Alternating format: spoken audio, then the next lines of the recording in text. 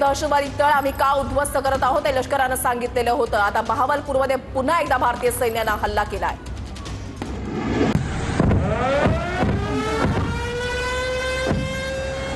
पाकिस्तानचा ड्रोन आणि मिसाइलनं हल्ला। भारतानं पुन्हा एकदा हल्ला हाणून पाडला।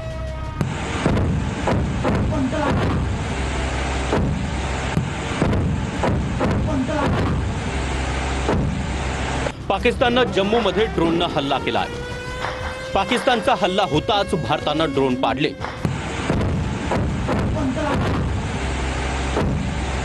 ड्रोन दिसताच S-400 या सिस्टीमनं ड्रोन पाडले। हवेमध्येच अनेक पाकिस्तानी ड्रोन उडवले। S-400 या सिस्टीमनं हवेतच ड्रोनचा स्फोट केला।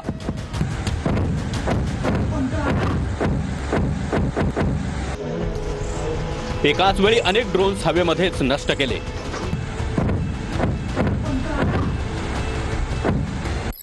तर अत्यंत महत्त्वाची बातमी आपण पाहतोय। भारतानं पाकिस्तानला आता जोरदार प्रत्युत्तर द्यायला सुरुवात केली आहे। युरोपियन युनियन भारतासोबत आहे। भारताला प्रत्युत्तराचा पूर्ण अधिकार असल्याचं युरोपियन युनियननं म्हटलंय।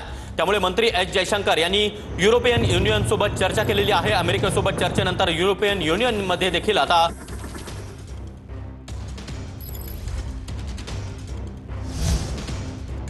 पाकिस्तानची पूर्णपणे नाचक्की। पुन्हा एकदा बहावलपूरच्या कॅम्पवर भारतानं हल्ला केलेला आहे। महत्त्वाची बातमी, भारतीय सेनेकडून मोठा हल्ला करण्यात आलेला आहे। बहावलपूरच्या दहशतवादी कॅम्पवर हल्ला केल्यानंतर हा दहशतवादी कॅम्प जो आहे तो पूर्णपणे नेस्तनाबूत करण्यात आलेला होता आणि आता पुन्हा एकदा बहावलपूरच्या या कॅम्पवर भारतीय सैन्यानं मोठा हल्ला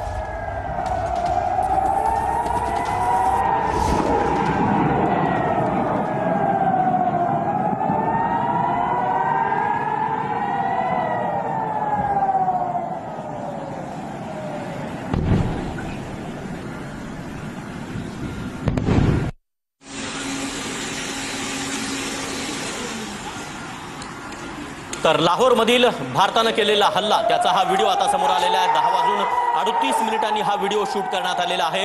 एकीकडे पाकिस्तान भारतावर हल्ला करतोय आणि त्याला चोख प्रत्युत्तर म्हणून आता भारतानं थेट लाहोरवर हल्ला चढवलाय। लाहोर शहरामध्ये ब्लॅकआउट करण्यात आलेला आहे। त्याचबरोबर संपूर्ण पाकिस्तानात आता ब्लॅकआउट घोषित करण्यात आलाय।